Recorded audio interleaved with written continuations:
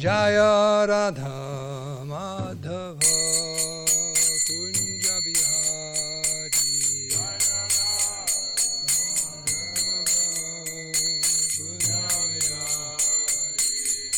Gopi Jana Vallabha Girivardhari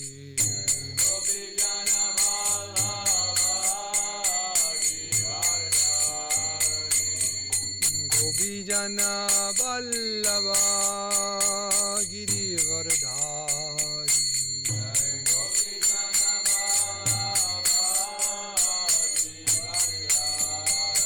Yasuranandana Vraja Janaranjana Jasoranandana Vraja Janaranjana Jamunatira Vanachari Jamunatira Vanachari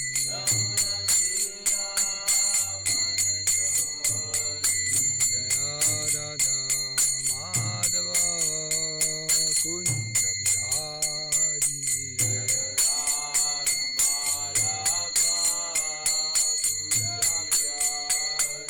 Jaya Radha Madhava Kunja Bihari Jaya Radha Madhava Kunja Bihari Gopi Jana Vallabha Girivardhari Gopi Jana Vallabha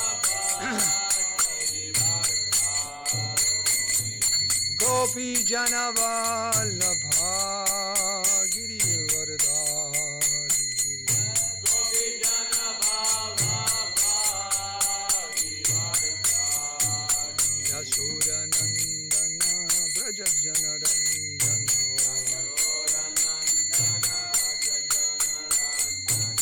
Yasodanandana Braja Janaranjana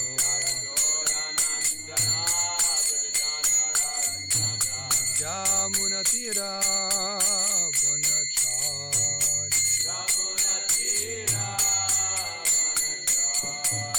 Jamunatira Vanachari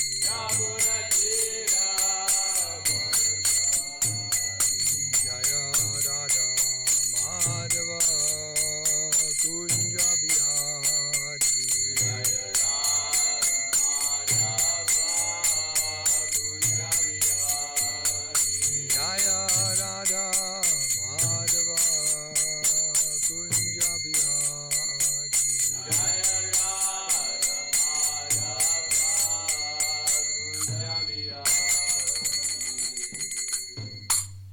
Sri Radha Madhava ki Sri Radha Giridhari ki jai Jai Om Vishnu Bhad Paramhamsa Parivrajika Jaja Shudra Sri Mad is Divine Grace of Charanara Vindhati Vedanta Swami Srila Prabhupada ki jai Jai Om Vishnu Pad Paramhamsa Parivrajika Jaja Shudra Sri Mad is Divine Grace Srila Bhakti Siddhanta Saraswati Goswami Maharaj Prabhupada ki jai Grantara srimadbhagavatam ki jai Nantukoti Vaishnava Vrinda ki jai. All glories to the assembled devotees.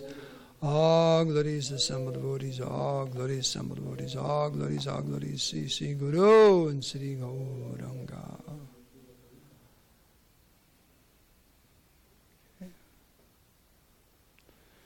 Radhe, Radhe Govinda.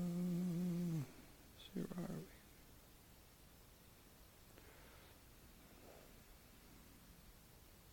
I'm going to open that door just a little bit. Fresh air with it. What was the central theme of yesterday's class, Dharmaraj? That's why I asked you. See if you could figure that out. Were you here yesterday? Who gave class yesterday? Yeah. What was the central theme of his class? Do you remember? Do you have a central theme that really caught your attention?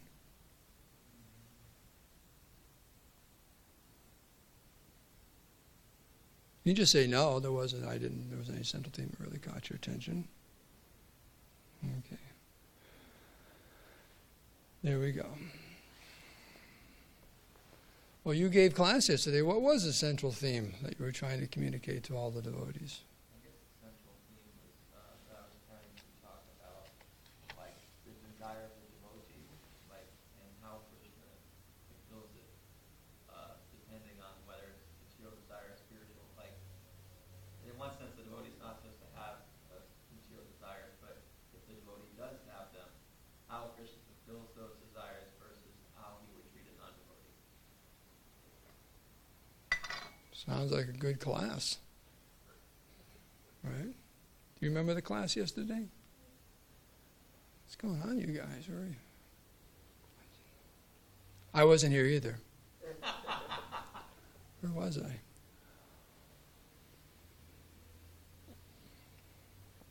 Okay, so we're continuing. We'll do text, I think 38 and 39. And those two purports are enough to give something to say here. 30, yes, that's it. Okay, here we go. Om Namo Bhagavate Vasudevaya. Om Namo Bhagavate Vasudevaya. Om Namo Bhagavate Vasudevaya. Narayanam Maskicham Naram Chaiva Narottamam Devim Saraswatim Vyasam Tato Jamudiriyat Srila Prabhupada Ki Jai. Satat Pum Savanam Ragni Prasyavai Pratyur Adhade Garbham Kala Upabritte Kumaram Sushave Praja Satat Pum Savanam Ragni Prasyam Vai Pratur Adhadhe Garbham Kala Upabrite Kumaram Sushave Praja Satat Pum Savanam Ragni Prasyavai Pratur Adhadhe Garbham Kala Upabrite Kumaram Sushave Praja. Anyone like to chant? Satat Pum Savanam Ragni Prasyavai Pratur Adhade Garbham Kala Upabrite Kumaram Sushave Praja.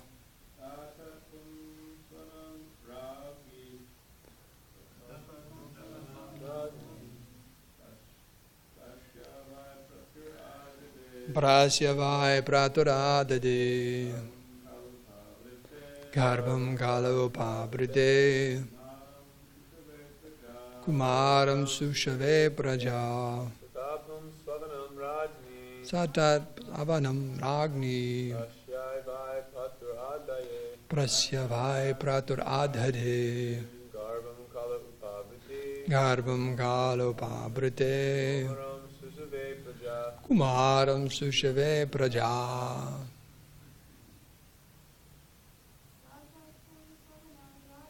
Satat Pum Savanam Ragni Prasyavai Praturadade Garbham Kala Upabrite Kumaram Sushave Praja. Anyone else?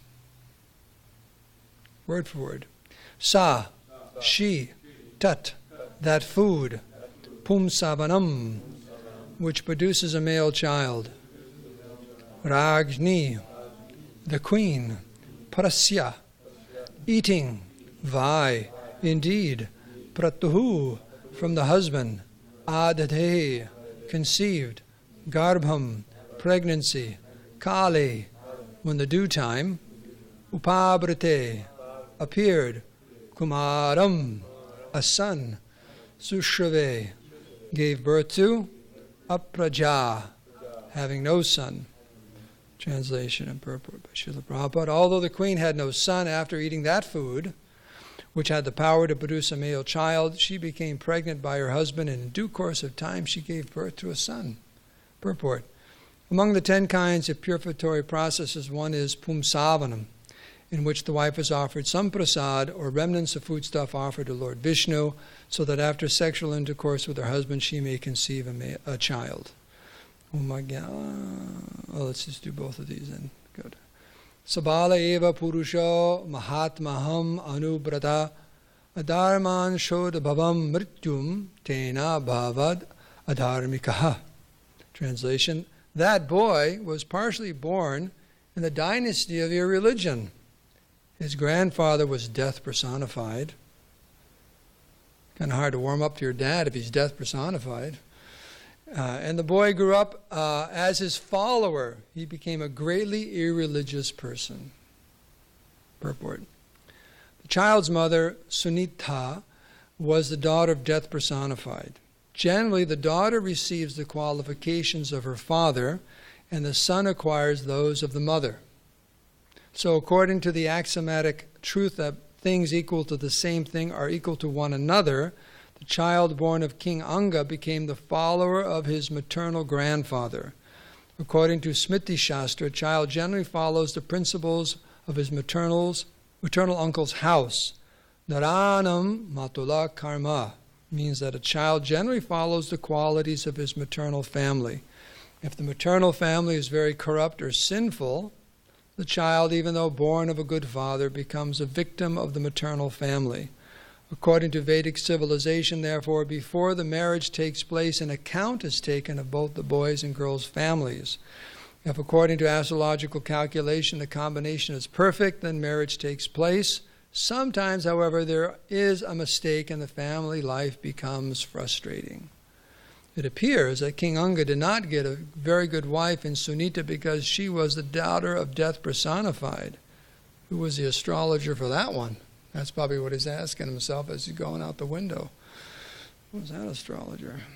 Sometimes the Lord arranges an unfortunate wife for his devotee, so that gradually, due to family circumstances, the devotee becomes detached from his wife and home and makes progress in devotional life. Now we know it can go both ways. Sometimes you have an unfortunate husband and the wife goes out the window. It appears that by the arrangement of the Supreme Personality of Godhead, King Anga, although a pious devotee, got an unfortunate wife like Sunita, and later on a bad child like Vena.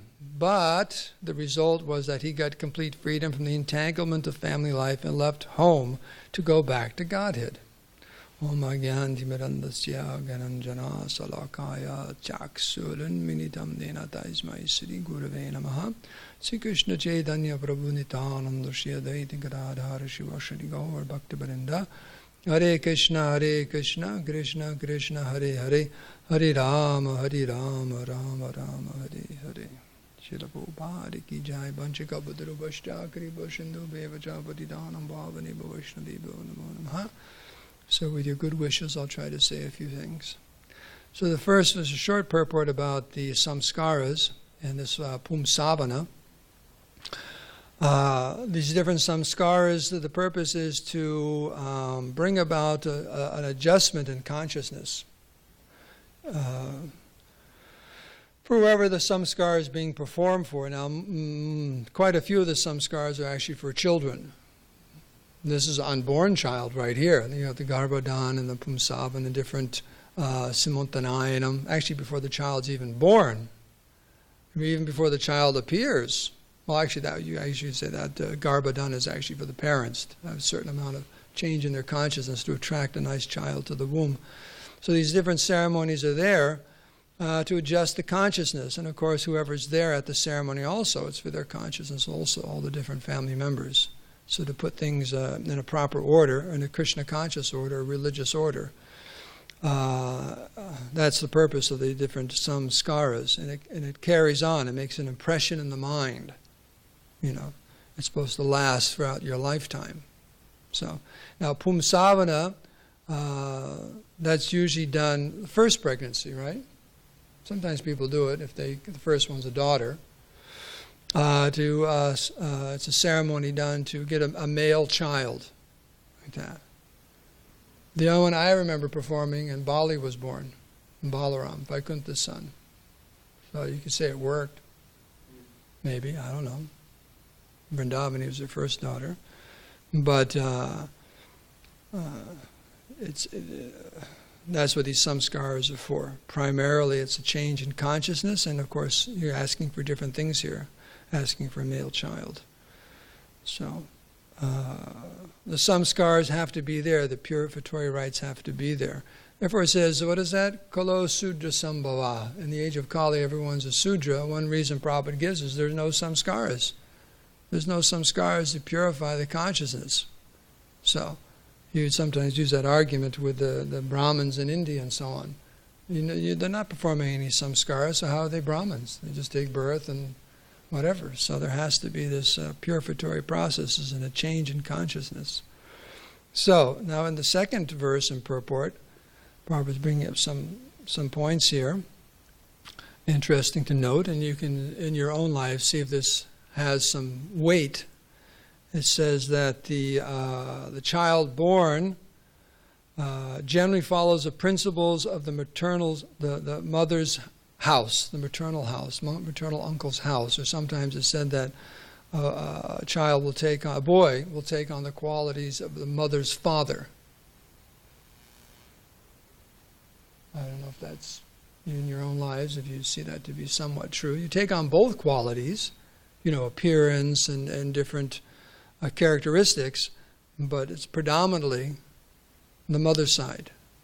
So in this particular instance, there was a problem with the mother's side. Who's dad? Dad is death personified. So there's got a problem there. Because, he said, because of that, he had those qualities and he became a greatly irreligious person. So, one point that can come up here is that therefore one has to be very, very careful. And Prabhupada says here also, before a marriage takes place, an account is taken of the boys' and the girls' families. That's part of it also, not just their astrological charts and compatibility. They also examine the families. Families will visit each other, right? And just kind of check it out. Are they on a pretty much equal level? Economic, social, mannerisms, religiousness, irreligiousness. Because, if you're a very irreligious person and you marry a religious person, you won't be happy, and vice versa. So if you're an atheist, better off marrying an atheist. You want to be happy, right? So you need to find, a person, and people generally are pretty much like their family they came from. Now there are exceptions, and this is one, and we'll talk about a few others too, but generally we have the characteristics and qualities of the family we came from. That doesn't mean they can't be changed, and we're all banking on that in the Krishna conscious movement.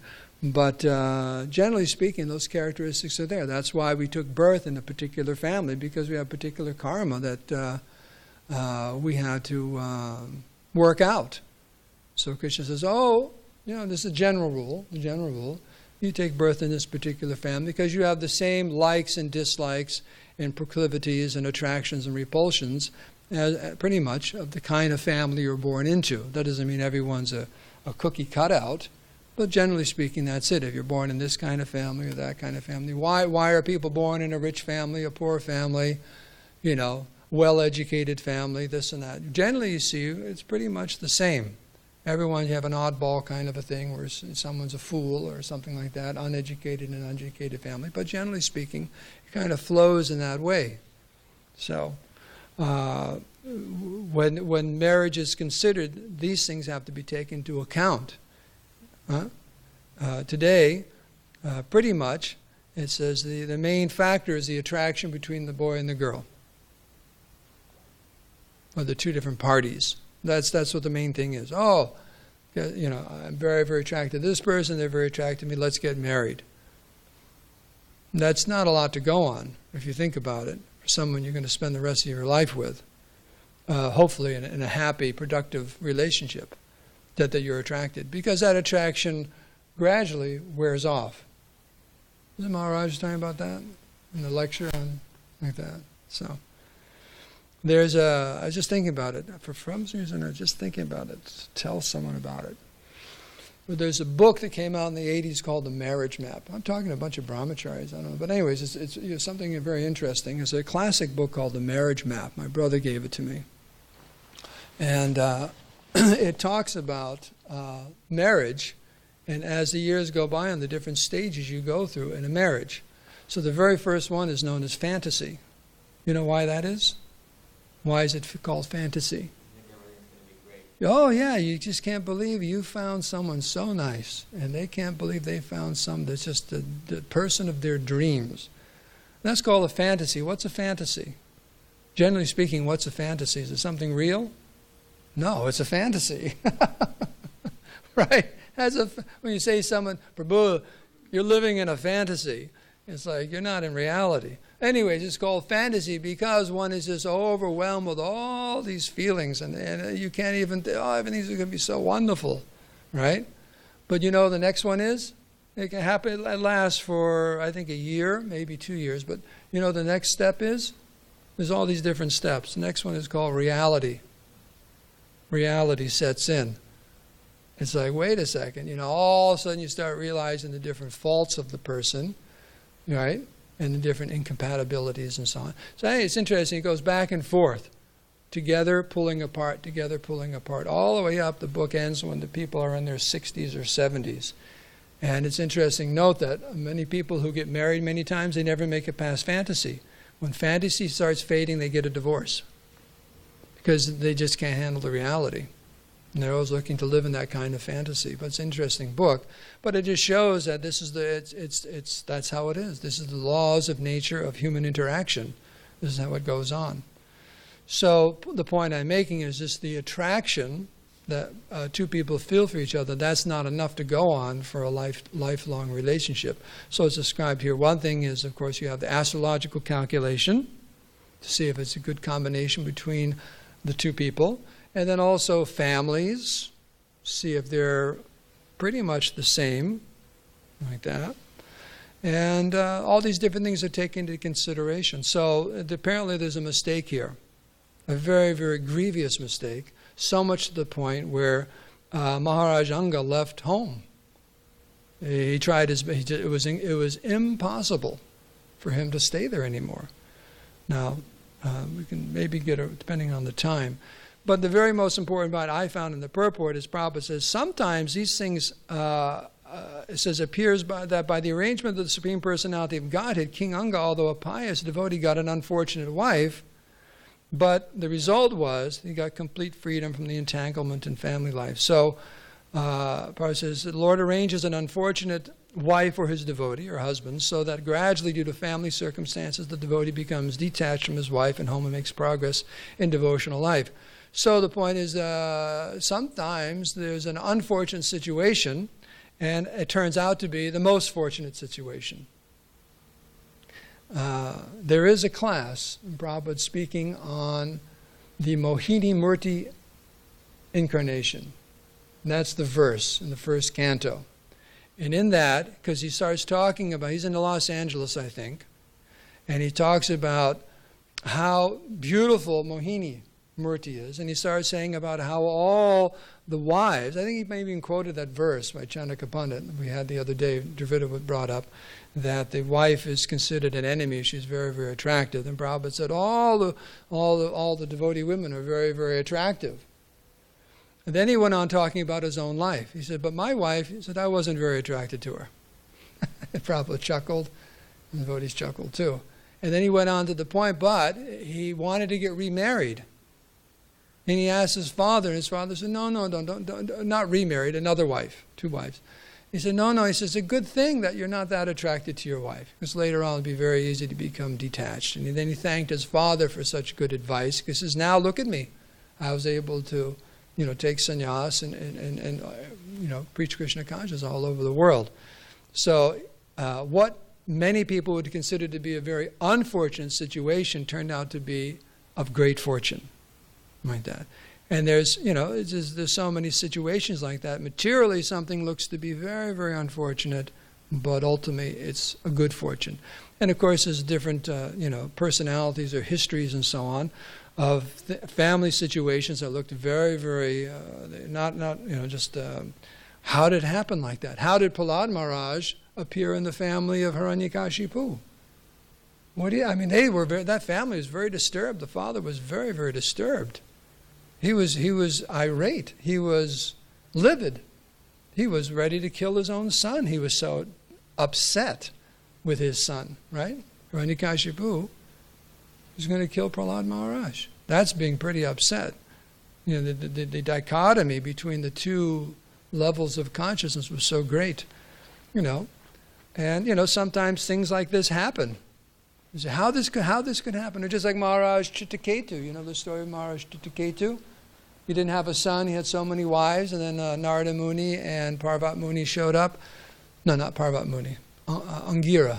It was Angira and Narada Muni showed up and gave him the blessing that he have a son that would be the cause of great happiness, but also of great distress. And he just thought, well, boys will be boys. But anyways, what happened is the child was poisoned by the other queens. What an unfortunate situation. But, and actually what happened was Narada Muni came back, brought the boy back to life. Right there in the crib, he was dead. And Narada Muni said, well, he brought the soul back into the body. And the little kid sits up and starts preaching to his parents. This is like the youngest Bhagavatam class speaker I've ever heard of. Right? A little baby kind of sits up in the crib, Om Namo Bhagavate Vasudeva, and just starts speaking the truth. Who am I? Where am I? So many parents. Who are you? And he just became overwhelmed with transcendental awareness that he became completely detached. And then the son lied down and went. He said, I got to go to my next body. I have to go to my next body. But, it actually turned out to be a great blessing. A great blessing. So there's different situations like that. And, a lot to say in only a few minutes. So there's whether it's a unfortunate situation in a family, which is described here, or an unfortunate economic downturn. It's like Srila Prabhupada in his own life, his whole business venture fell apart. He said one astrologer told that he would be one of the wealthiest people in India. He had that karma. But everything fell apart for his preaching. He could understand that. And he would always quote that verse. What is that verse? That Krishna takes everything away. Yasyaham anugaranami. Like that. And he takes everything away. How do he takes everything away? There's that saying that if Krishna likes you, he'll give you what you want. But if Krishna loves you, he takes everything away. What is that referring to? It's the material things, because they're just an impediment. All those things which are impediments, Krishna will just take them away from you, like that. So that's an example of economics. Think, Krishna, if Krishna loves me, then I should, because so many people think that a sign that God is good to you and likes you is that everything goes well in the material world, right? All these different things are just God loves me because everything's coming out so nicely. In fact, there's a famous story in the Bible about that. Was it the story of Job? Job was the one, and he actually started ranting and raving about God. That how can you do this to me? He took this away, and took that away, and took this away, and took that away. And I think the turn of the point was God said, who the hell do you think you are? Well, he didn't say who the hell do you think you are, but it's like, who are you? That I owe you, I'm supposed to give you every single thing you want? Who are you? I think it turns around, he actually understands. He comes to a higher level of consciousness and understands the Lord's very, very, very kind to me and one should be very, very humble and so on. But if one is not in a good situation, one thinks God is being very mean to me. Why did God do this, right? Like that. Just like you always, sometimes the words of Krishna, why is Krishna doing this to me? Krishna gets blamed for everything. You notice that? Krishna just gets blamed for everything. Anything goes wrong, it's Krishna's fault. So, but the point is, devotees have that understanding. What is that verse? How does that begin? Anukampam susikshamano bhunjaiva makitam vipakam. That it's due to my own activities. And therefore the devotee, hrigva vapuvir, viditam namaste. Devotee in his heart and with his words is always offering respects to the Lord, expecting Krishna's mercy, but understanding that whatever is going on is my own fault, it's my own karma. Right? That's how a devotee lives in this material world, and with such a mentality, right? What is that? Yojivata muktipade sadaya bhak. Such a devotee inherits the spiritual world. He's guaranteed entrance in the spiritual because he has the proper consciousness. He's understanding that whatever's coming is, I deserve it. I deserve it. I created it. But Krishna is so kind. He's minimizing things. He's making all these arrangements. One's not blaming the Lord. He's always offering respects to the Lord within his mind, with his heart, like that, in his words. So the point being that reversals are seen as blessings. Reversals in material life are seen as blessings for the devotee. You know, sometimes the question comes up about suffering. How do we see suffering? That's a question that every person and every community and everyone in this material world has to have a good answer for. How are we going to see suffering? Because it comes daily. Just as happiness comes, and suffering will come. It's like two sides to the coin. If you pull out a coin in your pocket, you're going to have two sides to it, heads and tails. So we're all dealing with suffering. How do we see it? What's the understanding? The materialistic person has an understanding of suffering and its causes, and a devotee or a spiritual person has an understanding also. And it's more than just karma. For the devotee, it's Krishna helping. Krishna's helping us. And, just like Queen Kunti prayed, she saw it as a great help because she said, whenever we're in a comfortable position, we forget you. And whenever there's some suffering, we tend to remember you. So may these sufferings come again and again and again. Of course, Prabhupada said that's very, very advanced level of Krishna consciousness. We shouldn't waste our time praying that something goes wrong. Don't wake up in the morning and say, Krishna, may there be so many catastrophes and horrible things to happen to me today so I can remember you. That's not a good prayer like that. And actually, we don't have to pray like that because it's going to happen anyways. There's going to be something. Has anyone not suffered today since they got up? No hands are going up, right? Just getting up can be suffering, right? You said that. You shook your head with such enthusiasm, Dharmaraj, on that one. Just getting up can be suffering, right? From the moment so that's the material world. So, but why is it going on? So the internal realization of the devotee is Krishna's helping me. He's pushing me along because if I didn't have this, I would like to stay here. I would like to stay here. It's like being in a burning building. Well, actually, there's a story Prabhupada tells. A little story about the king had a bunch of lazy people in his kingdom. And the prime minister said, we got all, just like there's a thing on the news yesterday that they're fearing that California will become the first third world state in this country because of the number of homeless people. There's a huge problem in SanDiego. Any nice warm weather. They're all coming here. But California is just it's the place to go if you're homeless. So anyways, lazy people. So the prime minister said, well, what you should do, get them off the streets. Let's just build a big house for the lazy people. Like that. But something, it just filled right up. And the king started saying, what do you wonder how really lazy all these people are? I mean, so lazy you can't do anything. Like, in other words, you can't do anything for society. So the king became suspicious that people who weren't lazy were actually living there, taking advantage of the free meals and what have you. So the king said, what to do? Well, the minister said, I have an idea. Light the place on fire and just watch. So they lit the house on fire, and everyone came running out as fast as possible. Woo, woo, came running out. And then, but they noticed there were two guys still in the house, lying in their bed.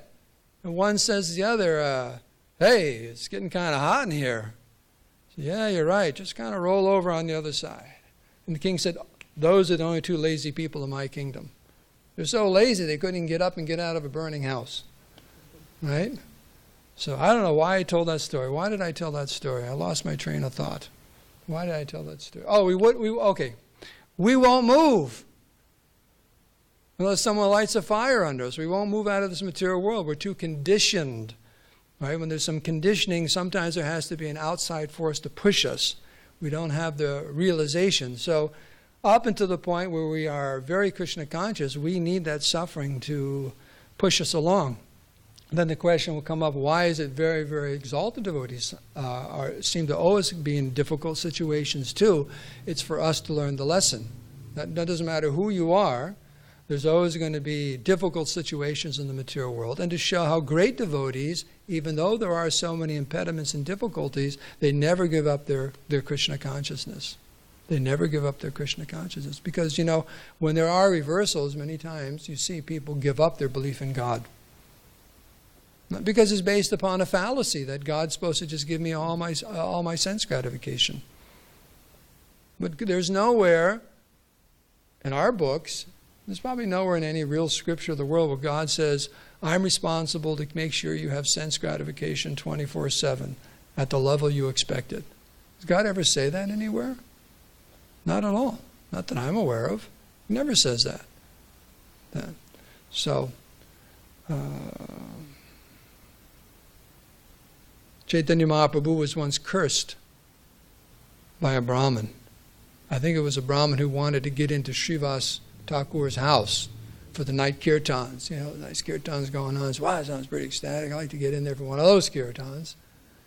So, but they wouldn't let him in because only the most exalted, pure, dear devotees of the Lord were allowed in there. But anyways, one day he approached Nimai and said, I'd really like to get into that. You won't let me in, you won't let me in. He got really upset with him. He said, you won't let me in. He said, no, you can't come in. So the Brahmin said, well, I curse you. I curse you. You'll never be happy in this material world. And he broke his thread. That's a sign you really mean your curse. So if you're ever going to be a Brahmin and curse someone, you got to make sure you break your thread. So make sure your thread's not too thick. You go like this, trying to break it. The guy's laughing at you. You can't even curse me right. What kind of Brahmin are you? That's too thick. So make sure you have one so you can break it, And anyways, and he said, I curse you. You'll never be happy in this material world. And this is a curse from a Brahmin. But Nimai said, oh, that's ecstatic. He started dancing. Oh, this is wonderful. And he just kind of, just like in ecstasy, walked away. Why is that? Because the devotee has no plans to be happy in the material world. That's a blessing. I'll never be happy here. That's an impetus, right? There's an impetus.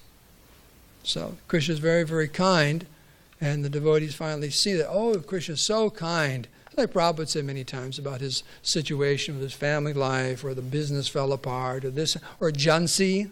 So many different things you see. They look like, from the material point of view, defeats. From the material point of view, defeats and difficulties. But actually they were all Krishna just moving Prabhupada in a particular way for ultimate success.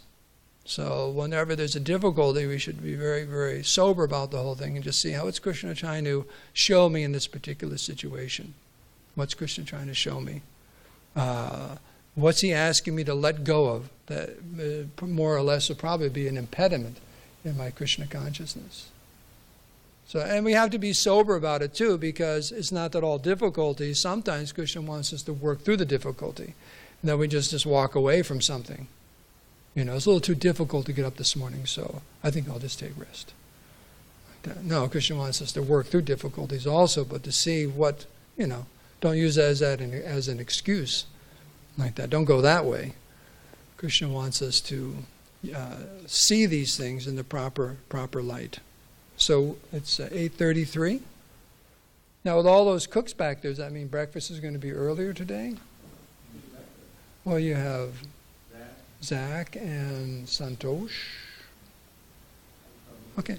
Well, it's an important subject. Any comments or questions? Because I know I didn't say it. There's a lot more could be said. Yes, Prabhu.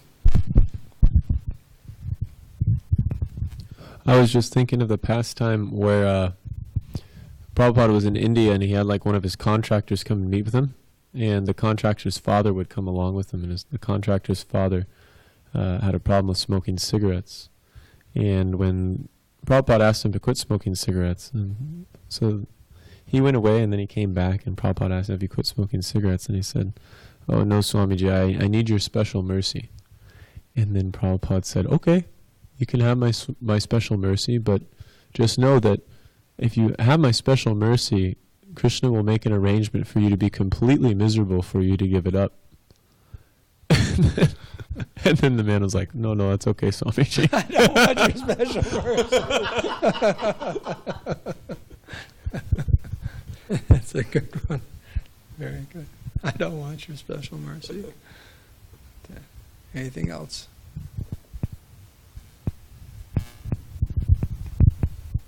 That's it? So, as we become devotees,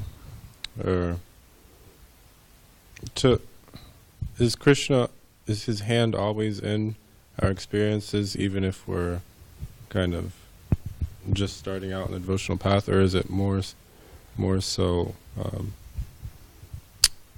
like the pure you are, the more his hand is in your experiences, or is it with anybody who comes to him or trying to take up bhakti? Is he? That's a good question. So, Krishna's hand, to what extent is it in our lives?